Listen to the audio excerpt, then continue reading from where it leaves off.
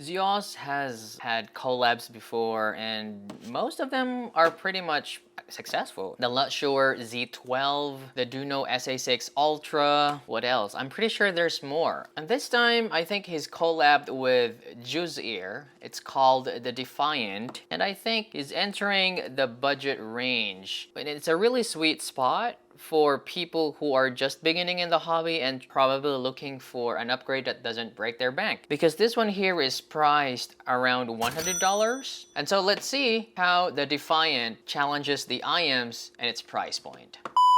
Good day guys, it's Practical, and today we're gonna take a look at the Juzear Defiant here. Thank you so much Hi-Fi Go for sending this for a review. This is a 1DD 3 balance armature unit. It's affordable. It's 100 bucks, and usually in this price range, it's dominated by it's either a planar or a good sounding DD. I mean, of course, there's Hexa in here and some that are really good sounding, but what I'm saying is it's really hard to pull off a good sounding hybrid in this price point because companies have to compromise something. If you're doing a hybrid in this price category, you're either gonna use probably affordable BAs or affordable DDs. It's just hard to tune an IEM that's good sounding and a hybrid in this price range. And yeah, this one here, the Defiant, let's find out if it's really worth the price. 100 bucks. Very sweet spot for budding hobbyists. And let's look at the box in here. So pretty straightforward. You get the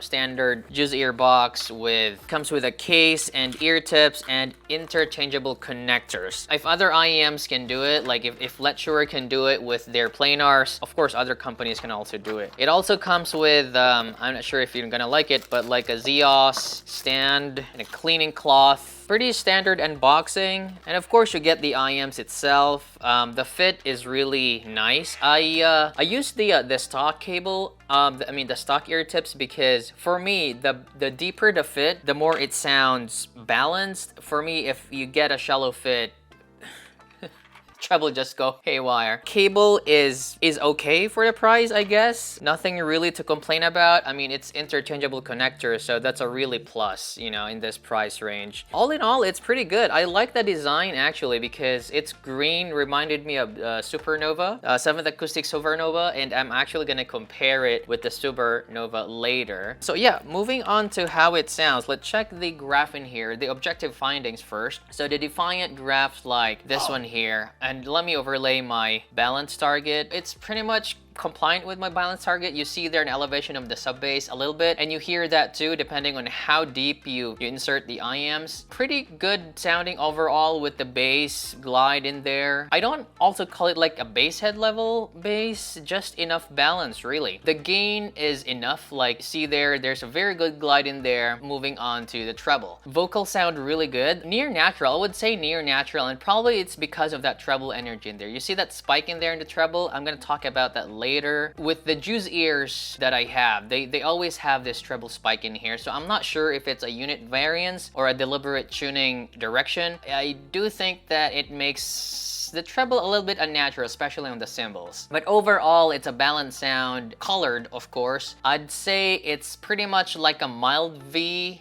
It's not a hard V because mids are good sounding on this one here.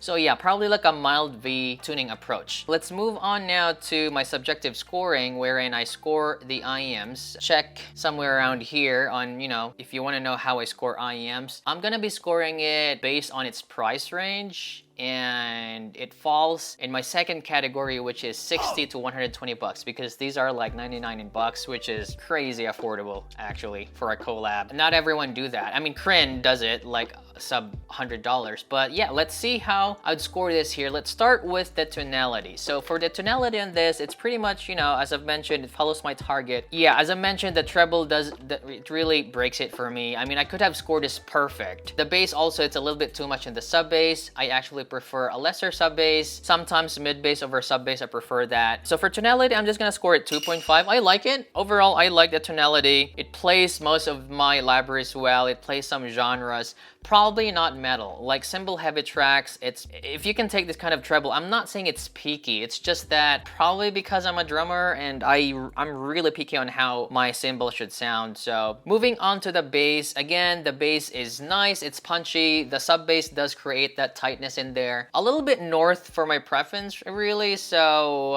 nothing really wrong with the bass. It's not bloated or anything. Actually, it complements well with the mids and it makes the mids more open sounding. So for the bass, I'll give it 2.5 as well. Moving on to the mids, especially for female vocals, they really sound clear and incisive. Guitars sound energetic and edgy, but that's the key point there, energetic and edgy. So they're not really natural sounding for me, but they're exciting. Because of that, it makes everything open sounding. The female vocals are really good. Even male vocals sound good too, because the treble air in there creates that space for the vocals to have that kind of separation. And I think that it's just a perfect balance of the bass and the mids. So for the mids, I'm actually giving it a 3. I like how it presents the mids. However, we go to the treble. I did say that this treble elevation here is not a lot. It's really not a lot. I mean, there are IEMs that has more treble energy, like planars have more treble energy. But what I'm saying is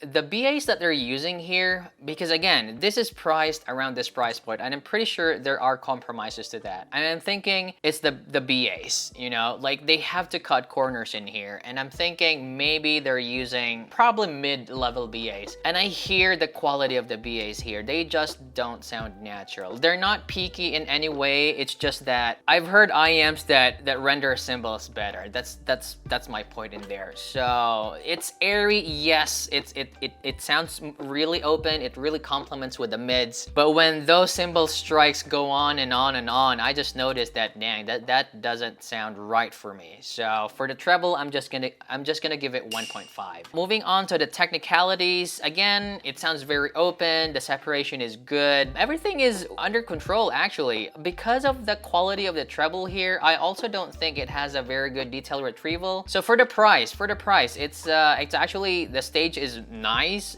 it's proportionate, but I'm just giving 2.5 mainly because of the artificial sounding cymbals. So yeah, that's an overall total of, so that's 12, and actually 12 for me is, 12 is A-. Generally better than other sets in the price range. Very good for the price, but the tonality might not match your preference. So what I mean by that is if you like a bassy IM, it might not be for you. If you want a neutral IM, this might not be for you, but if you want like a slightly V, exciting, elevated, then this might fit your bill. So yeah, let's move on to comparisons here. But before that, I have a discovery. I was looking at the graph here, and on the company graphs, it does show that there is a 6K dip in there. I'm a reviewer, I watch other reviews as well, and A-Tech Reviews, I think he reviewed it. He really likes it. And even JTIS, I watch his review, he really likes it. They think that punches way above its price range. And I look at how they graphed it, and it seems like their units have a similar, they graph similar. Mine and the other reviewers graph differently. So in their unit, they actually have a dip at 6K. So A-Tech's Defiant has a dip at 6K, as you can see there. You can see that. And then JTIS Defiant also has a dip at 6K there.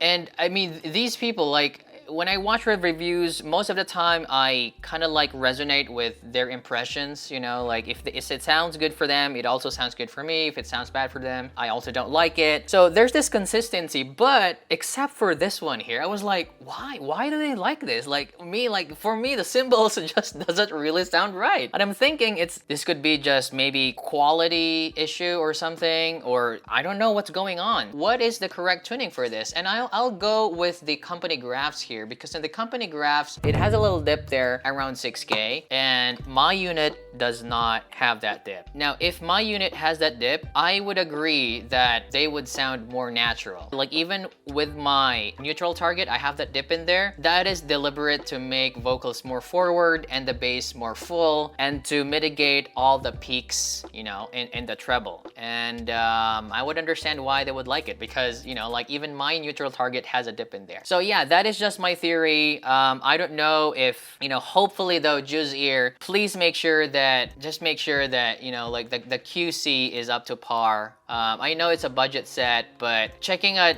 units from other reviewers with, you know, like even, I think mine closely resembles with Tone Deaf Monk's unit, wherein we don't have that dip around 6K. So I really don't know which is the right tuning for the Defiant. Moving on to the comparisons though. So, of course, why wouldn't I compare it to its two older brothers, the Butterfly and the Dragonfly, right there. So as you can see there, 3 bass profiles. You see there that there is a consistency of like how they tune IEM. So the Butterfly is the bassier brother there, and the Dragonfly is the leanest, the lesser bass in there, and the Defiant sits around the middle when it comes to bass. Also with the treble energy, you can also see there that the Butterfly has the least treble energy, the Dragonfly has the most treble energy, and the Defiant just sits in the middle. I do think that the Dragonfly sounds better, like even if you see there an elevation in the treble, at least it sounds good. The quality of the treble sounds good, but not with the Defiant. In the Defiant, it's elevated in there, but the quality, it's just forward, you know, it's brittle and kind of like metallic. I didn't hear that with the Dragonfly, but hey, that's why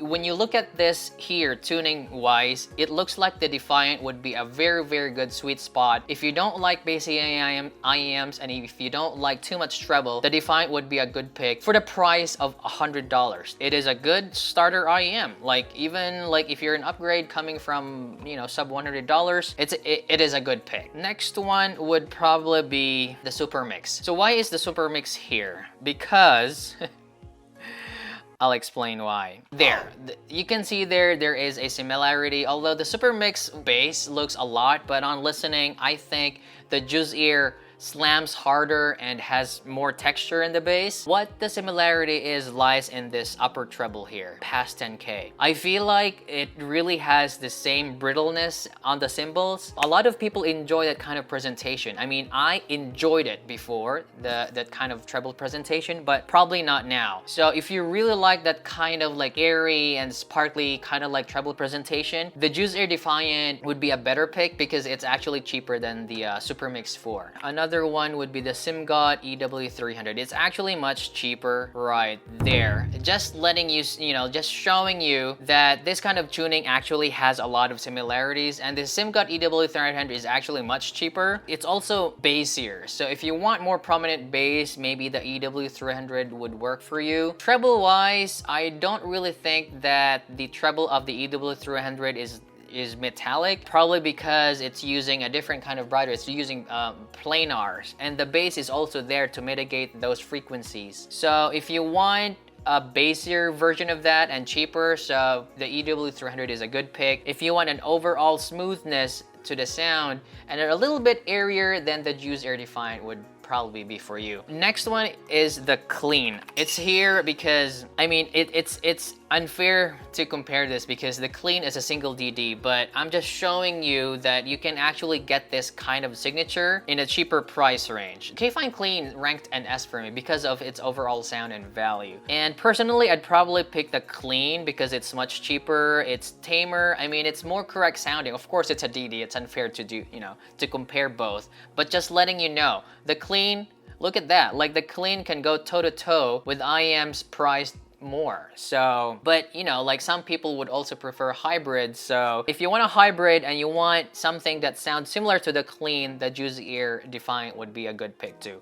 And lastly, well, I've been comparing this to cheap ones, but let me just compare it to the Supernova. Why am I comparing it to the Supernova? There, all right. So actually, they actually are very close. Look at that. From the bass to the lower mids to the glide, it's very, very similar, and probably the only difference is the treble energy in there. If the other tuning is really running around there and it doesn't have that pass energy peak in there, the Defiant would be a very, very good value. It is a very, very good value. Like the Supernova is like 800 bucks. This one's 100 bucks. You know what I mean? And I chose the green because with the Supernova, the one I reviewed is also a green one, and I really like how it looked. It's looked like Venom or something. I think the Juzear Defiant is great. It is great sounding for its price. I just hope that Juzear would, you know, like be consistent with the tuning that is intended for the Defiant. If it's just QC or something, hopefully it gets fixed soon. Otherwise, Juzear Defiant by Zeos. It is a good IM for balanced sound. It's affordable. This might be for you.